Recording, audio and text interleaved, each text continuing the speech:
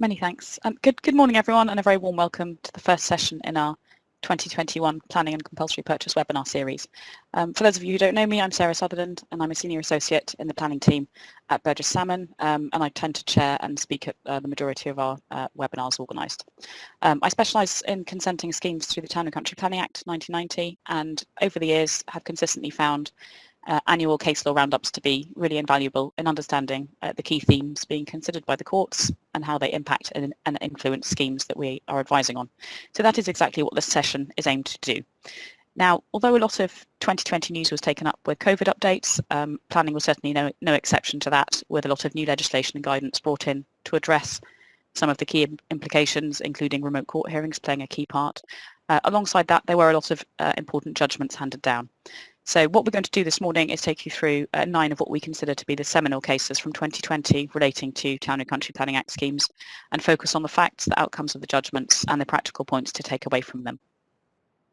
So in terms of what we're going to cover, we're going to try and cover a range of topics. So there's hopefully something in there for everyone who's attending today, and we've got quite a wide audience from both public and private sectors. So we're going to start off with how to deal with overlapping planning permissions, where there's a complex planning history for the site in the case of Hillside. We're then going to turn to consider the scope of Section 73 variation applications and the cases of Finney and Lambeth. Then we're going to turn to housing, so we're going to look at the Peel investments case and whether or not local policies are out of date for the purposes of considering the tilted balance in housing cases under paragraph 11D of the NPPF. Then we're going to turn to prior approval applications and specifically consider the time periods for determining applications in the recent case of Gluck, which has had quite a lot of commentary recently. Then we're going to consider a highways case, the DB Symmetry case that considers whether planning permission required the public to have rights of passage over roads to be constructed as part of the development. Then we're going to look at a Supreme Court case of Dill. This again was all over the news last year relating to listed buildings, so we're going to take you through the key takeaways from that case. And then finally finish with a couple of more interesting cases.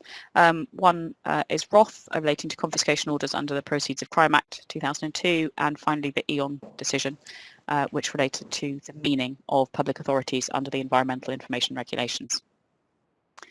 Now, just in terms of housekeeping, the session is going to be approximately an hour with my colleagues Alex Minhinnick, Director, and Anna Coyle, Solicitor, both in our team, talking for about 45 to 50 minutes.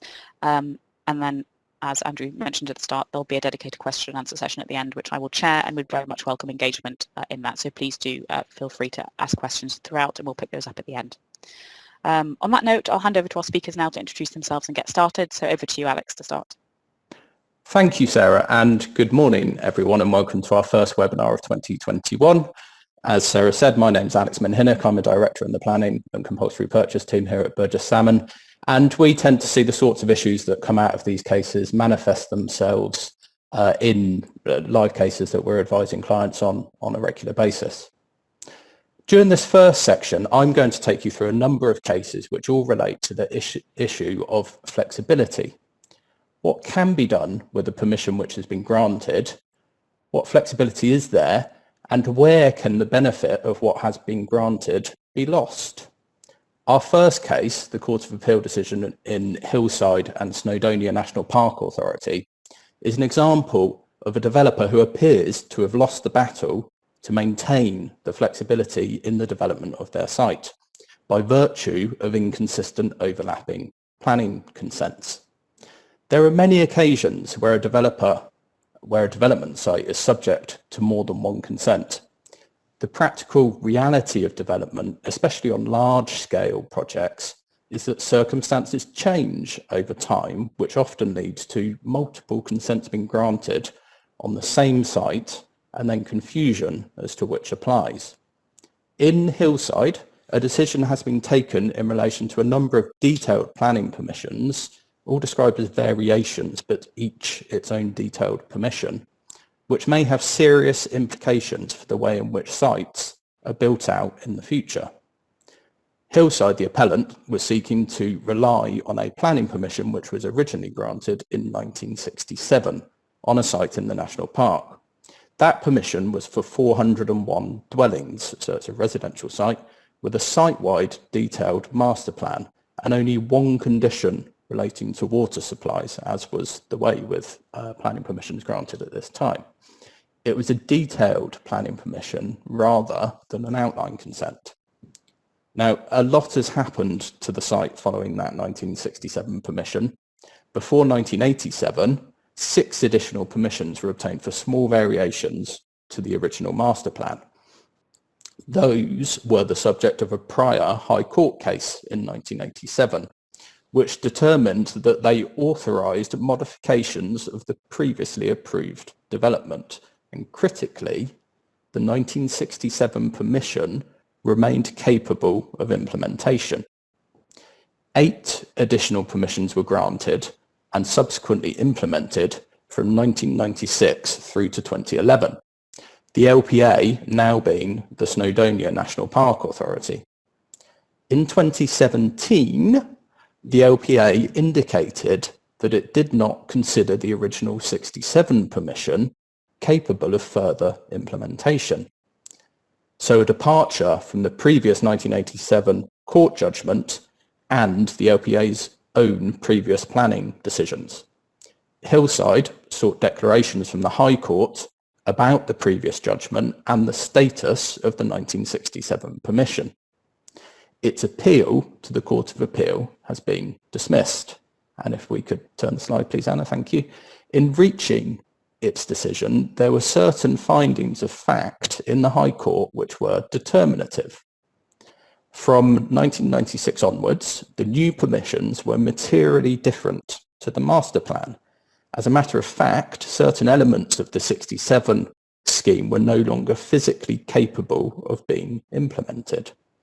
As an example, an estate road had been built in a location which cut across a row of terraced houses, as shown in the 67 master plan.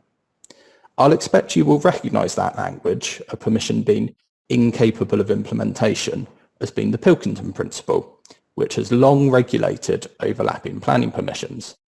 As a finding on the facts of this case, I would suggest it's relatively uncontroversial. However, there are 2 themes in the judgment of Lord Justice Singh which are giving rise to some concern within the development industry. The first is his acceptance of the submission that the House of Lords decision in the case of Sage requires a planning permission to be A, construed as a whole, and B, implemented in full. The second concern is the commentary which flowed from his consideration of what is called the Lucas exception, a category of planning permissions which are said to comprise permissions to develop land as a whole, or, critically, for any part of the development comprised within it. Lord Justice Singh declined to overrule Lucas, but made it plain that decision had to be seen as fact specific. He also observed that it is unlikely to apply to a typical modern planning permission for the development of a large housing estate. Those findings are more troublesome for developers of modern housing developments in particular. Matters which were not addressed in the judgment, but in my view also contribute to this discussion and these concerns, are the question of detailed planning permission as compared to outline planning permissions and whether a different approach is required for each. Equally, completion notices under section 94 of the Act. What is their purpose if a planning permission must be built out in full to be lawful? And also the role of section 106 agreements alongside planning permission in ensuring a developer is not able to pick and choose, in the words of Lord Justice Singh, which elements of the permission are in fact delivered. Now, we suspect this one may run on and on. The last we heard, an application for permission to appeal has been made to the Supreme Court, so this is probably a case to keep an eye on. Now, at this stage, we're going to have our first poll of today's webinar, and we thought it sensible to ask you what you thought might happen if permission to appeal is granted by the Supreme Court. Do you think the Supreme Court will overturn the Court of Appeal's decision in this case? Your options are up there on the screen, and I'll be very grateful if you could let us know what you think. In the meantime, whilst considering your answers, and whilst we wait for those to come through, we can ask ourselves what lessons we can draw from this case as it stands. The first and the obvious one is that where there are competing planning permissions, this decision is going to make it much more difficult for developers to keep their options open. On a strict application of the logic, there are many situations where careful consideration will need to be given as to whether it remains possible to implement a prior permission in full. The second is that Section 73 variations would, by and large, avoid the issues which tripped up the developer, Hillside, in this case. Now, I recognise Section 73 applications for large development sites are of themselves potentially problematic, which is the reason why the practice has emerged of dealing with this sort of situation by using detailed planning permissions to amend phases or parts of a site-wide permission, usually controlled and outlined by an indicative planning permission, master plan. Let me check if we have the results from the poll. A relatively even spread there, I think. Probably a little over half of us thinking that the decision will not be overturned, some thinking the reasoning will be changed, others thinking that we'll stick with where the Court of Appeal got to, and then 23% thinking that the appeal will be overturned with the Supreme Court's own reasoning placed on top. So interesting that there's a real spread amongst participants on this webinar of where we think the Supreme Court may go with this decision, perhaps an indication of the tricky nature of the decision and the underlying subject matter. Moving on then to our next slide. Our next two cases deal with the limits and subtleties of Section 3 of the Town and Country Planning Act, the ability to obtain planning permission without compliance with conditions previously attached. First, we have the case of Finney and the Welsh Ministers, which looked at using a Section 73 application to vary a planning condition in order to change the parameters of the description of the development in the underlying permission. The developer had permission for 2 wind turbines, which were described as with a tip height of 100 metres in Carmarthenshire.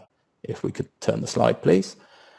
The permission also included a condition that the development was to be delivered in accordance with the approved plans, one of which showed the turbines would have a tip height of 100 metres. The developer applied under Section 73 to amend the condition to permit a tip height of up to 125 metres. This was allowed by the inspector, and the words with a tip height of 100 metres were removed from the original permission's description. In an appeal, it was argued that exceeded the inspector's powers. The High Court upheld the inspector's decision. In the Court of Appeal, Lord Justice Lewison gives a useful judgment bringing together the various strands which had emerged in High Court cases concerning the use of Section 73. In particular, he noted that at first instance, the High Court had felt itself constrained by the decision of Mr. Justice Singh, as he then was, in the case of wet finishing works, where the approach to what was said to be permissible under Section 73 was that it would enable variations which did not give rise to a fundamental inconsistency between the operative part of the permission, so the description of development, and its conditions. What amounted to a fundamental inconsistency was said to be a question of fact and degree. That approach was not followed in the Court of Appeal, nor were the arguments from the Welsh Ministers and the developer that the Wheatcroft test should be applied.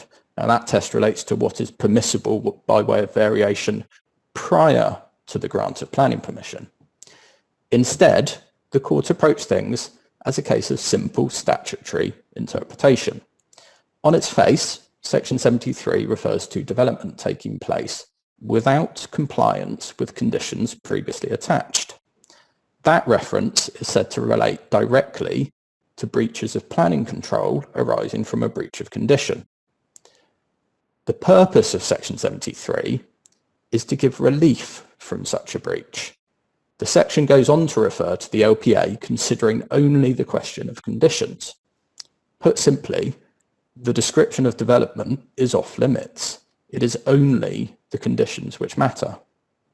To be blunt, the decision in this case is a good example of case law removing a layer of uncertainty created by past decisions, blurring the boundaries of a relatively straightforward statutory provision. The practical message here is clear. It is only the conditions which matter. If we could have the next slide, please. With this slide, in this case, you may think Lambeth is old news. It's a case from 2019. We're straying out of scope here. It's not as advertised. But sometimes decisions are so important, it's worth doing that. And when we are talking about Section 73 applications, it would be remiss not to touch briefly on this case of Lambeth and the Secretary of State. Here, the Supreme Court was asked to construe a planning permission granted under Section 73, which had failed to expressly include a condition that had been included in both the preceding planning permissions for the property. We could have the next slide, please. The original planning permission for a DIY store included a condition that the property could not be used to sell food. In 2014, a further planning permission under Section 73 was granted.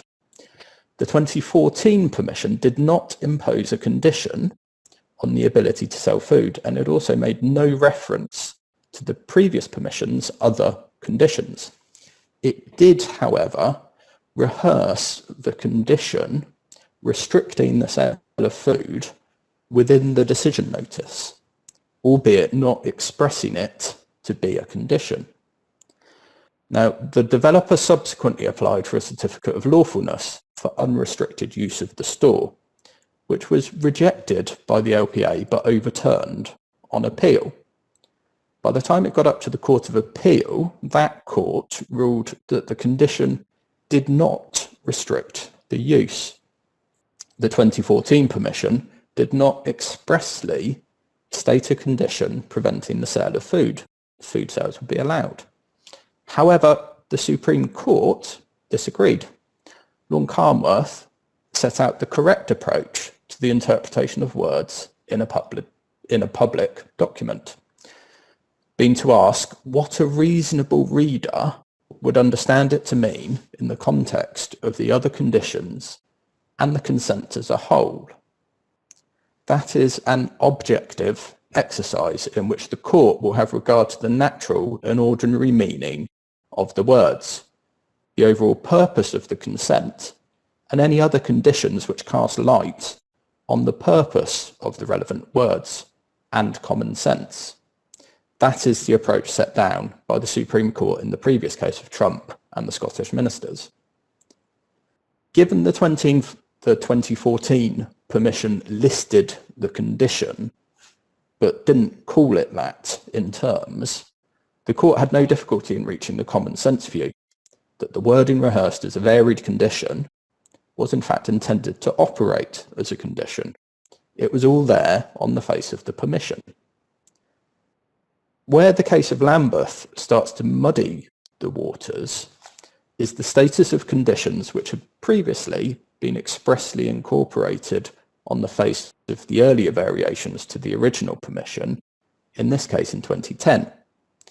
Here, in comments which are strictly speaking obiter, that is, they do not go to the matter in issue in the court's decision, various statements are made about the ability of conditions attached to an earlier 2010 permission to continue to apply to a fresh Section 73 variation, even where there is no reference to such conditions on the face of that latest permission.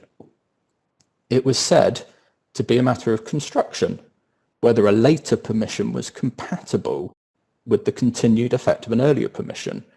If it was, the condition would apply. So if Finney is a case of clarity being brought to the application of Section 73, I think it is fair to say Lambeth is the opposite. It muddies the water and sows some confusion. Certain situations will be clear where the effective words of a condition are written into the face of a decision notice. They will probably be held to control the use of land.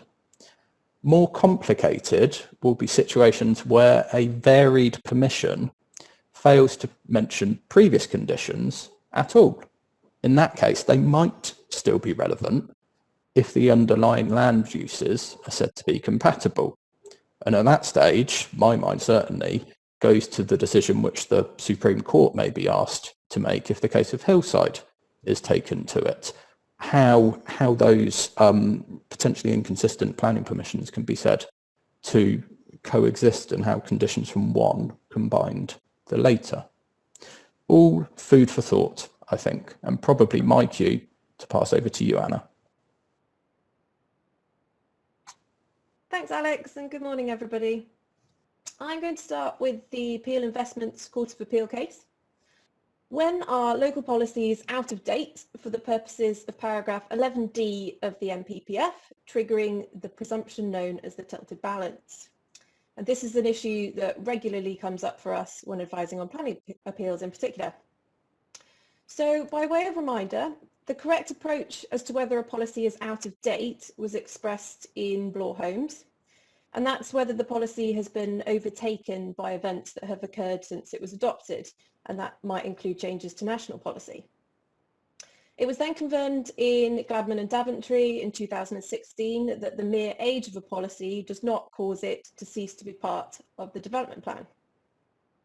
Now, Peel Investments is certainly not the only recent case on the tilted balance.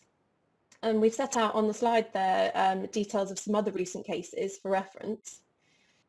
I should say that Paul Newman Homes is the most recent Court of Appeal decision on the tilted balance and should probably be the first port of call. However, Peel Investments did endorse the approach taken in Paul Newman, and as such, we think it's right to cover Peel Investments in this talk, not least because it gave us answers to the questions on the slide, but this is a 2020 case law review after all. So a quick recap of the facts then. The High Court first considered this judicial review claim against two appeal decisions refusing consent for residential development in 2019. The case involves the development plan with a plan period that had expired by the time that decisions were made on these applications.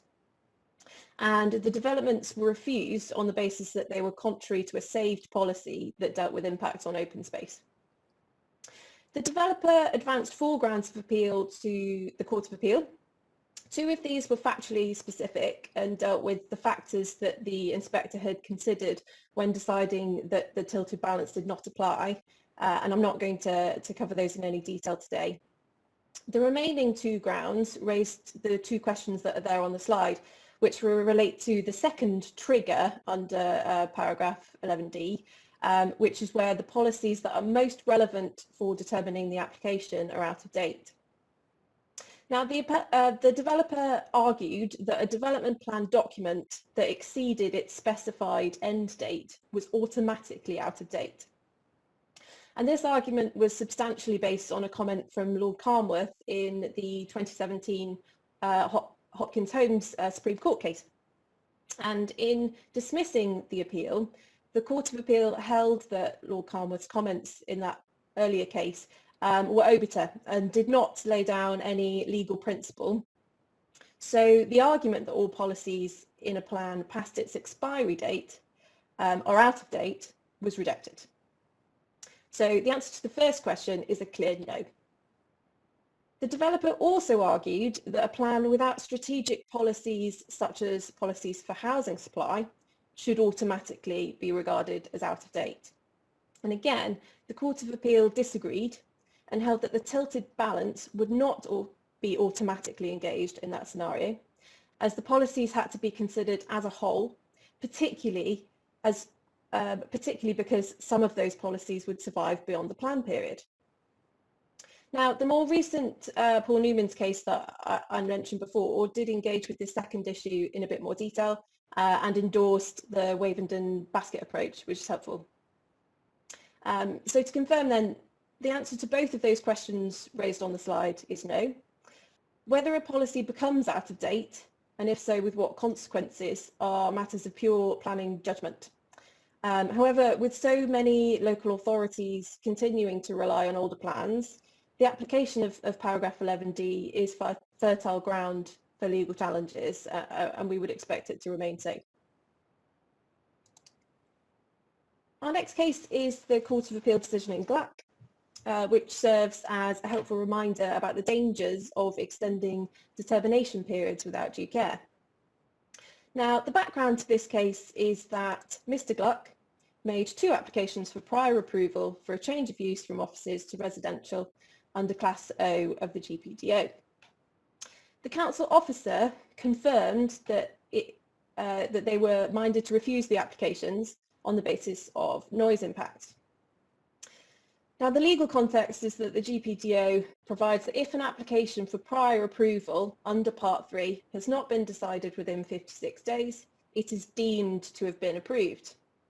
And separately, Article 7 of the GPDO allows for the time periods for decisions on prior approval applications to be extended by the applicant and the authority in writing. So when the council issued decision notices in respect of the prior approval applications, Mr. Gluck appealed, arguing that the decisions were issued after the statutory determination period had passed and that prior approval should therefore be deemed to have been given. The Secretary of State and then the High Court dismissed those appeals on the basis that an agreement to extend the period for determination had been made. So the Court of Appeal then had to consider 2 issues. Could the 56-day period relating to deemed approval be extended by agreement? And if so, had it been extended in this case? The answer to the first question is straightforward, and that's yes, it could be extended by agreement. The answer to the second question is a bit more complicated, and I'm going to open this up to you. So, as part of our second poll question, which I'll ask to be raised in a minute, I've set out on the slide the email correspondence between Mr. Gluck, Mr. Gluck's agent, and the council's case officer. So I'll let you have a quick read, but the question that I want you to consider is, do the emails shown on screen evidence an agreement in writing to extend the period for determination? Yes or no? So the first email shown in purple is from Mr. Gluck to his agent. Mr. Gluck had spoken with the case officer on the phone to organise a meeting between council officers and his noise expert, and they agreed verbally to extend the determination period to enable that meeting to take place. Mr. Gluck's agent then followed up with the case officer directly, as shown in the second email, and the underlining there is our emphasis, and that was a phrase that was dealt with in some detail in the judgment. And then the third email is the reply from the case officer. So the meeting then took place and the council proceeded to issue refusals shortly afterwards. Now, whilst we wait for the results, I can confirm that the inspector who considered the appeals decided that the emails did constitute an agreement, and that was on the basis that Mr. Gluck's agent had clearly been instructed to request an extension, and the council's officer had not explicitly rejected the proposal in his reply. The High Court also took the view that an agreement to extend the determination period had been made, and in making that decision, the judge noted in particular that the requirement for a written agreement is intended to avoid uncertainty or disputes in a planning context, and that legal principles relating to the formation of contracts or property transactional law don't apply. And the judge considered that an agreement under Article 7 to extend the deadline must be documented in writing, but does not actually require the agreement to have been made in writing. And that's a key point. So as both parties had accepted that a verbal agreement had been made, an email from one party to the other confirming those details was a written agreement. So I see that most of you there are saying yes. So we've got 52% said yes, this is a written agreement. What did the Court of Appeal say? The Court of Appeal dismissed the developer's appeals on the basis that an agreement to extend the deadline had been made on those facts. So most of you came to the same conclusion as the Court of Appeal there. There is one important point on which the three judges that heard the case at the Court of Appeal disagreed. One of the judges considered that it was not enough for evidence of agreement to only come from one party. Both the applicant and the council needed to confirm in writing that an agreement had been made. The other two judges preferred the position taken by the High Court, that the written evidence of a verbal agreement need only come from one party. Now, ultimately, in this case, this issue was irrelevant, as all three judges considered that the email from the council, shown in green there, was a written acknowledgement of the agreement that had been made verbally. So the court then didn't need to come to a clear conclusion about whether the acknowledgement in writing had to come from both parties.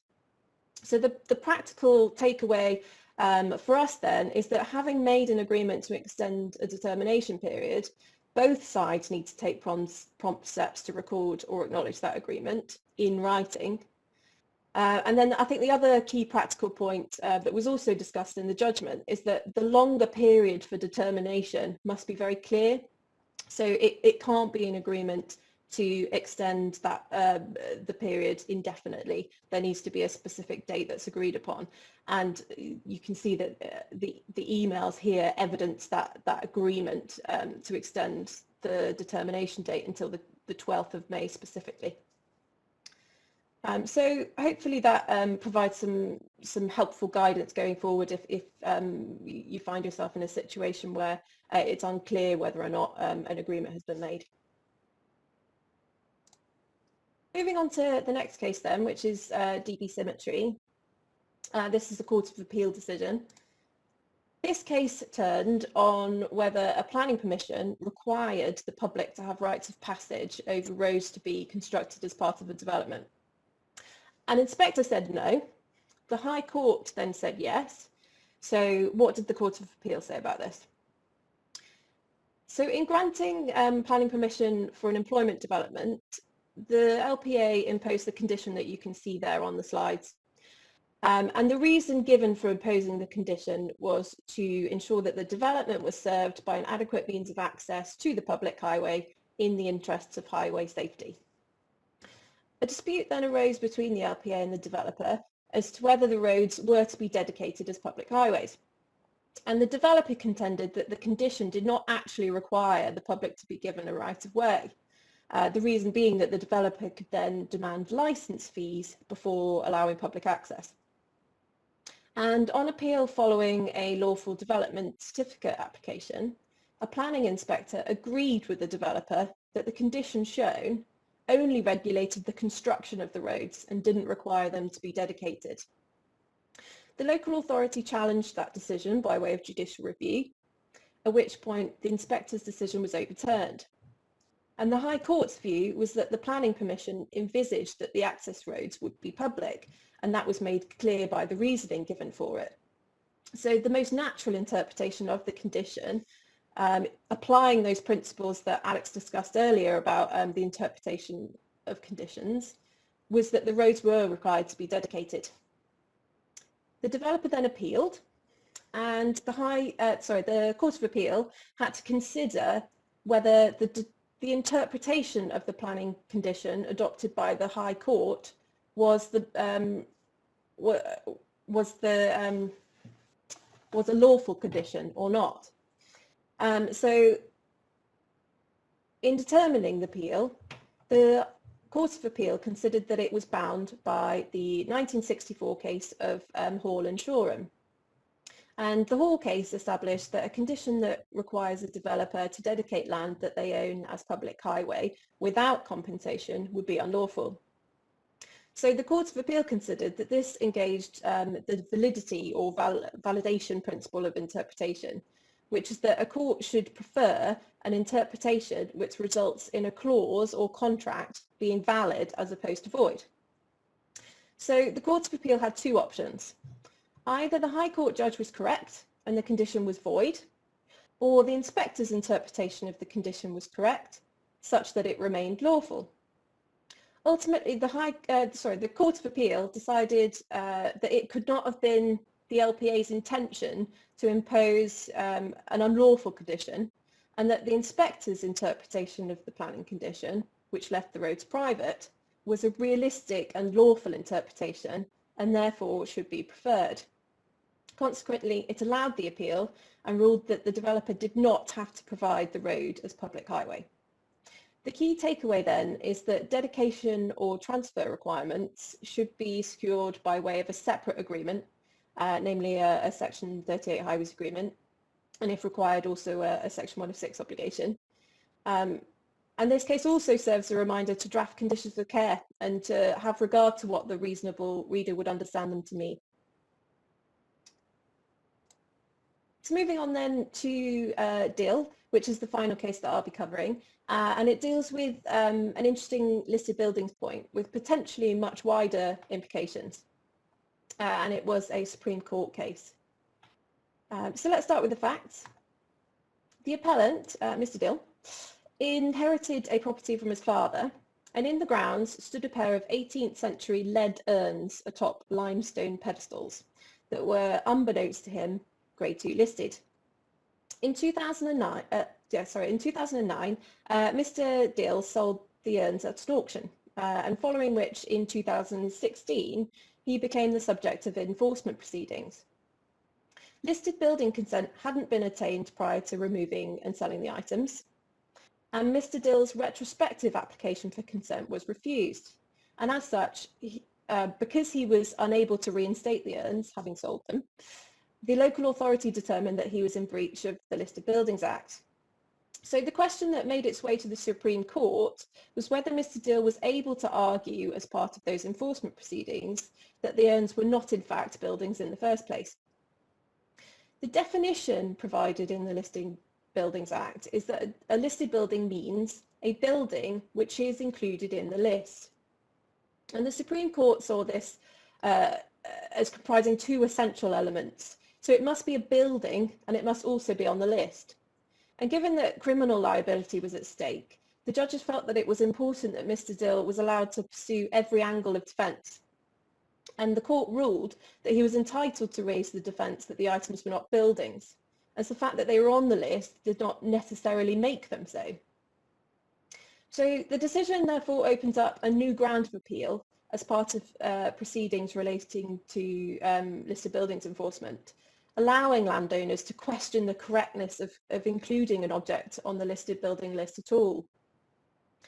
The Supreme Court specifically didn't rule on whether the urns in this case were buildings, but what they did do was assess what test should be applied by the relevant authority when considering if something constitutes a listed building.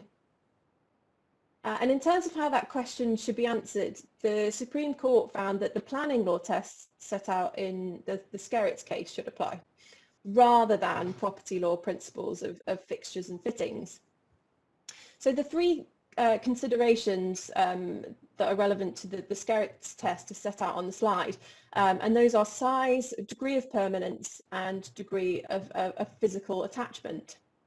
Although the Supreme Court also felt that the method of construction might also be relevant. So what's next then in relation to this case? Now, Mr. Dill could still face prosecution if, following redetermination of his appeals, an inspector decided that on the facts the relevant urns are buildings. In terms of the wider significance, I would emphasise that even if a listed structure was held not to be a building during enforcement proceedings, it would remain on the list until it was formally delisted. And it's also clear that significant heritage interest resides in such architectural pieces, regardless of whether or not they are a building. But this case does bring into question, how heritage assets that are possibly not buildings should be dealt with in the context of listed building consents and possibly even planning applications where a development is proposed in the vicinity of a listed building. So further clarification is needed, both to ensure that heritage assets are protected and to give clear guidance to individuals who might face the consequences of failing to do so. And I think that we can expect further cases on this issue. Now, I think I've been talk you through start.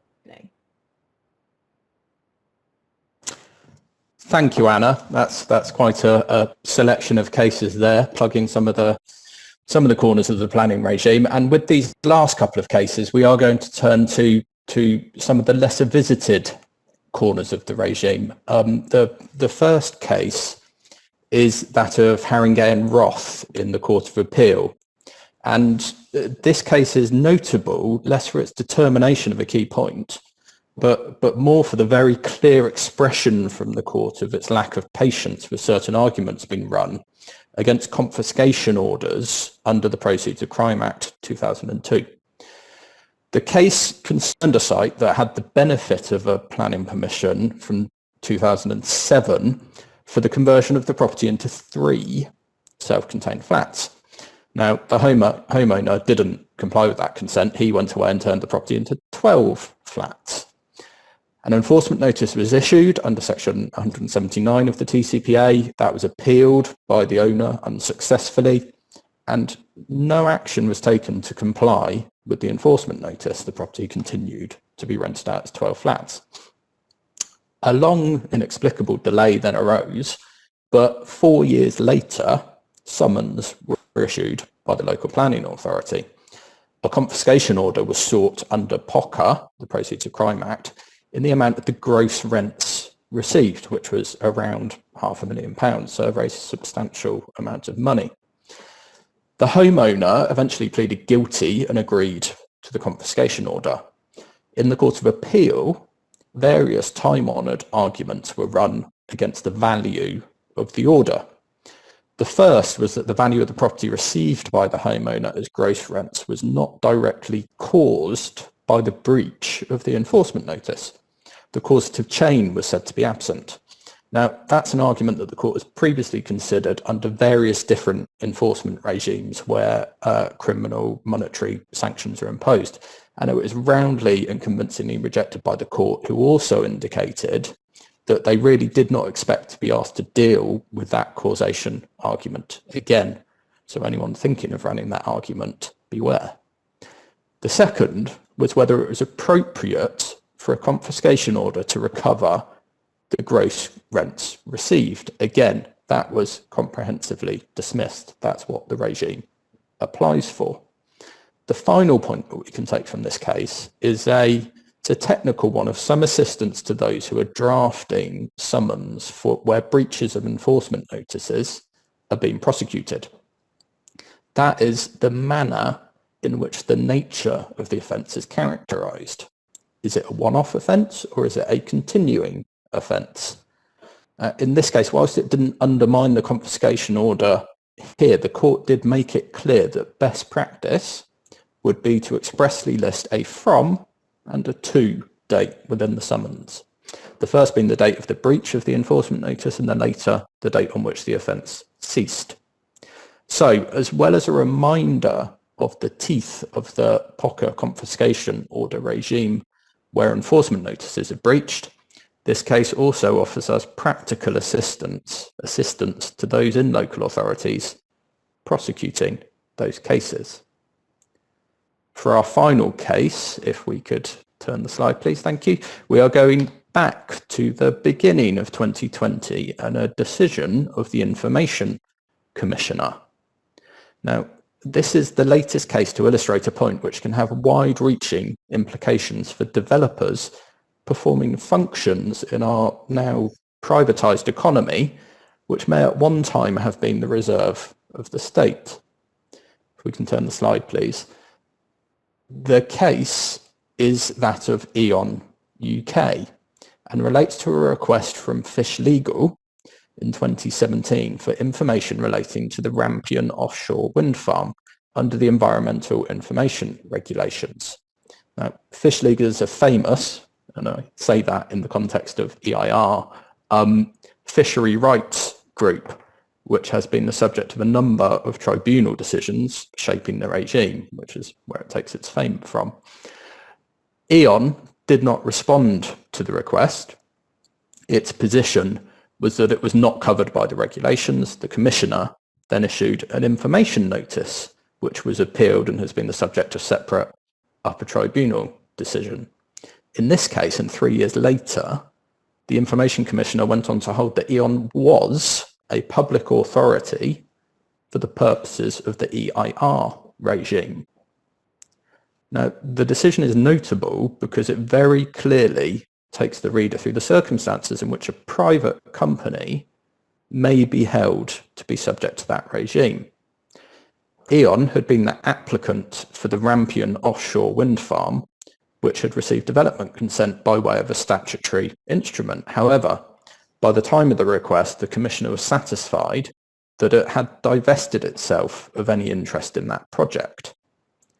It did, however, hold an electricity generation licence under the Electricity Act 1989 at the time of the request, and continued to hold a gas supply licence under the Gas Act 1986. The generation of electricity and the supply of gas are public services carried out in the public interest and with an impact on the environment. The Commissioner found that by virtue of holding the licences, the licence holder was vested with special powers beyond the normal rules of private law.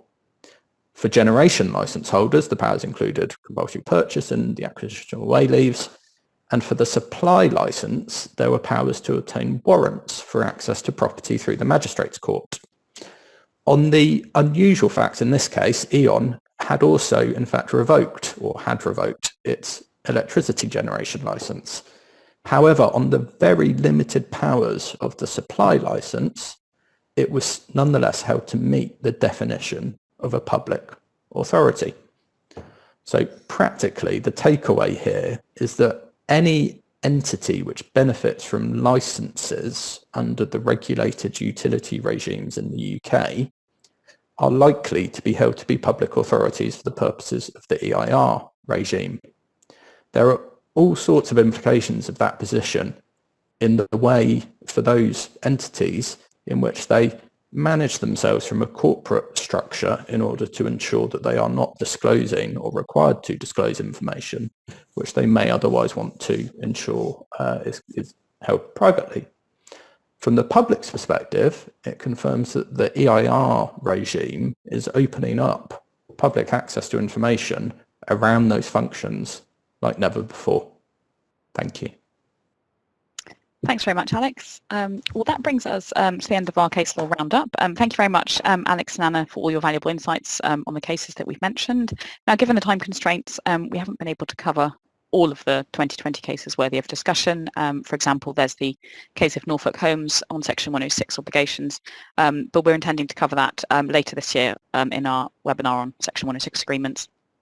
And likewise, we haven't had a chance to cover Scottish cases. There's two recent cases, the Gladman Developments case and Edinburgh Council and Scottish ministers. But we've got a webinar organised towards the end of March, which is going to be led by our Scottish partner, Craig Welton, focusing on those cases. We also do regularly provide coverage of recent cases in our blogs and website legal updates, so that's a useful source if there's anything particular that you're after more information on. Now we've got approximately 10 minutes left of our session this morning, so we're now going to turn to our question and answer session. I can see we've got a number of questions which have been raised, so I think what we'll do is we'll take the questions in order of the topics that we've covered. So we kicked off the session with flexibility, with Alex mentioning first of all the Hillside case and then Section 73. So there's a question on Hillside for Alex. The question is, based on Hillside, is there likely to be a time limit on implementing a consent in full? Often some schemes are commenced and they are then seen as triggered, but then they're left as if they have consent in perpetuity.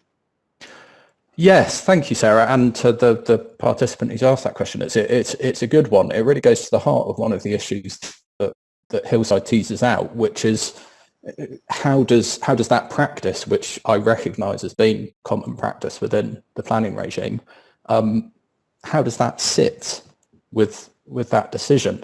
And I don't think the practice of digging a ditch or doing something slightly more substantive and evidencing that to implement a consent is necessarily changed directly by the decision, but it really does call into question as to what the status of development which is carried out under that permission might be in the future, particularly if there are then planning permissions which are issued in the future which are inconsistent with that initial consent. So it absolutely goes to that issue, and I think it's all underpinned in the rationale from the decision of Sage, which is the previous House of Lords decision from 2003, which I mentioned when talking about Hillside. And my personal view is that there's a lot more to unpack in the relationship between overlapping consents and what Sage says about when and how a planning permission should be implemented in full and construed as a whole, and so on and so forth. And if the case does go up to the Supreme Court, if we do see permission being granted, I would expect that to be a key part of the issues which the Supreme Court grapples with. Thanks very much, Alex. The second question is probably actually another one for you, Alex, whilst you're there, and relating to the Lambeth case and the issue of silent conditions, which you mentioned. The person who's asked the question has just queried whether or not you've seen any examples of those in cases that you can provide a bit more explanation of. I haven't seen any directly in the cases that I've been dealing with, and equally I don't actually think there's been any decisions where that point from Lambeth, which was decided towards the back end of 2019, has come to the fore in a decided case. Just thinking whether there are any that I'm overlooking, but I don't think there are. And I think that's a really interesting bit of Lambeth for me. It links back into the Hillside decision and this idea of whether or not planning permissions are consistent moving forward as we move through different iterations of them. Because what Lambeth appears to be saying is that if you end up in a situation where you have a series of planning permissions, whether they're variations or whether they're fresh planning permissions which are granted within the previous consent, to the extent that the underlying planning permissions remain compatible, it appears to be saying that you have to line them up and have regard to previous conditions on earlier consents, which leaves you in something of a muddle as to which one of a selection of operative planning permissions remains in force, and if it does, which of the conditions on those consents continue to bind the land. Great, thank you. That's helpful, Alex. Turning now to Anna, there's a question in relation to the tilted balance. You mentioned when you were talking about the housing case, the Wavendon basket approach in relation to out-of-date policies, and there was just a query in relation to providing a bit more information about that and exactly what it is. Yeah, sure. So this relates to Wavendon Properties, which is a 2019 case, and that set out a three-step process for identifying what the relevant out-of-date policies might be and the consequences of that. So the first step is to identify the most important policies that for determining that application. So you would put those policies into a basket, hence the name of the approach. And then you would look at those policies in turn to see if each one might be considered out of date. And then finally, you would make an assessment overall to see whether that basket of policies could be concluded to be out of date for the purposes of that decision. Thanks, Anna. So next we're going to go and think about time periods. There's a question about an application being received recently in Wiltshire. The day before redetermination, the planning officer requested a 2-week extension because of high caseloads, and contact was made for the previous 2 weeks, and there's a question about how this is prevented. Now I think I'll just take that one, as I think it's really a tactical question, and I've come across it quite a lot in terms of how to best deal with applications which aren't progressing quite to plan. We generally find that if you haven't received much feedback from officers during the application process as the applicant, and you're trying to understand at what stage the application is at, that there's really no harm in asking for confirmation of whether the time period for determining the application is going to be met, and to clarify that point. And hopefully by doing that, say if you've got a 2-month determination period, say a month in, if you haven't heard much from the case officer, that would be a sensible way just to keep track of making sure the application is going to plan. And hopefully if you get radio silence, it might give you an indication that the time period is likely to be extended. So then there's a few more questions. We've got a few more minutes, so we'll just take another 3 questions quickly. Anna, on the case of Dill, do you know if the appeal has been redetermined, and if so, what the result of that was? Yeah, I do actually. So I had a quick look at the appeals portal yesterday to see whether it had been redetermined, and it is still pending. So we're still waiting for a decision on that set of appeals. And that would sort of give us a bit more guidance, hopefully, in terms of whether the urns in that case were considered to be buildings by an inspector. Thanks, Anna. So we're just going to go back to look at implementation of planning consents again for Alex. There's another question. The question is, presumably a key test is not whether a consent has been implemented in full, but whether it remains capable of being implemented in full, and it's just seeking clarity as to whether or not that's the correct approach. Yes, it is, but it depends what perspective you're looking at it from.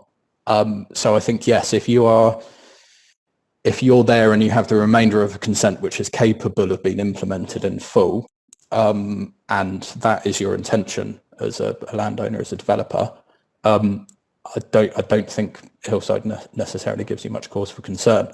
I think the issue becomes where there is more than a single consent and where there are some inconsistencies between them, and whether or not part of your development has been carried out pursuant to the planning permission, which has not been implemented in full and is no longer capable of being implemented in full. It raises questions as to the correct analysis in that situation. Thanks, Alex. Right, I think we've got time for just one more question, and then we'll wrap up. Just in relation to the final point on the Proceeds of Crime Act and enforcement, Alex, do you think that local authorities are too slow to turn to the remedy of a confiscation order? Yes, in a one-word answer. I think it's something that you see time and time again. There's ongoing breaches of planning control, which are in some cases blatant, and I think the case of Roth that we looked at was one of those, where there seems to be a slight delay in the process, which is preventing local authorities taking action, where actually the courts appear to be indicating that where that is the situation, where enforcement notices are issued, where they are not complied with quite so flagrantly, they will be supportive of confiscation orders being issued.